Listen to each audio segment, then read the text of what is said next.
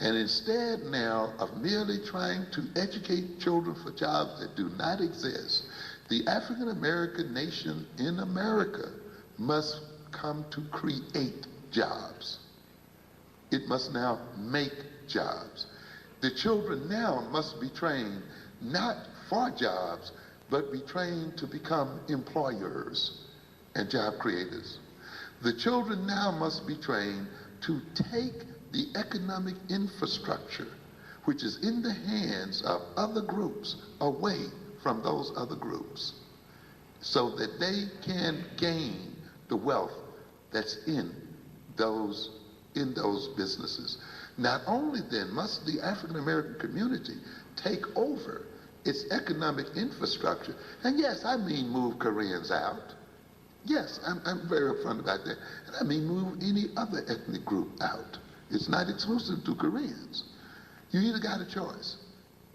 You're going to give your money away and let other people cart it out and feed their children while your own starve and go into crime and criminality and suffer, or you're going to use your own money to feed your own children. This is not a statement of hatred against Koreans or a statement of hatred against the other people. It's not a statement of hatred. It's a statement of love. It says you love your children enough to see that you spend your money in a way that they can be the primary beneficiaries of it. You understand? It has nothing against the other people. It's for yourself. You don't owe other people a living. You do not owe the Koreans a living. There's nothing that says you owe them a living. As I've said before, I've seen black men die on the soil of Korea. I've seen black tax money go to fight wars in Korea. I've seen black tax money go and build highways and build the Korean industrial infrastructure. I've seen black money in the armies and the navies that protected South Korea from North Korea and protected South Korea from China. So why do we feel that we owe the Koreans a living when they come to America?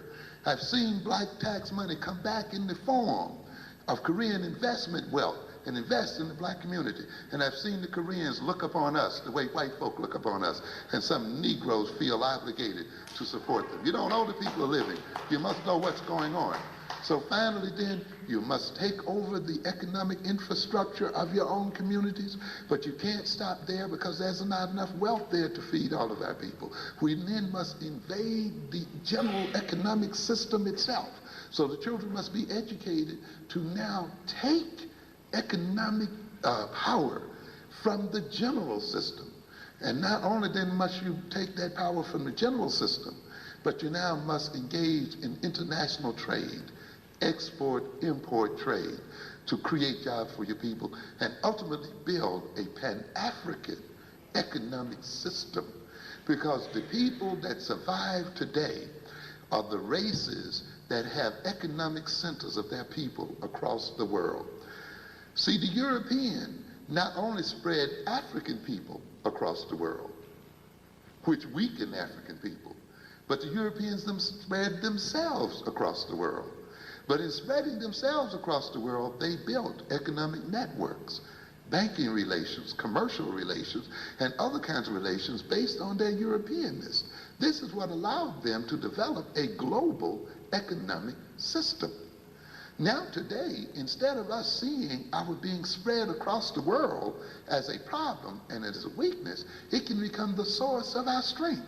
It means then that we can build economic relations between blacks in New York City and Los Angeles and all in between, between blacks in America and in the Caribbean, in Central and South America, between blacks in the Caribbean and in America, with blacks in Africa and blacks all over this world. But it must be based on what? A sense of Africanness and a sense of one peopleness.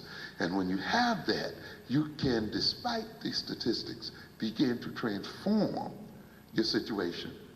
And if need be, you might be able to even move other people out of their places to make place for yourself.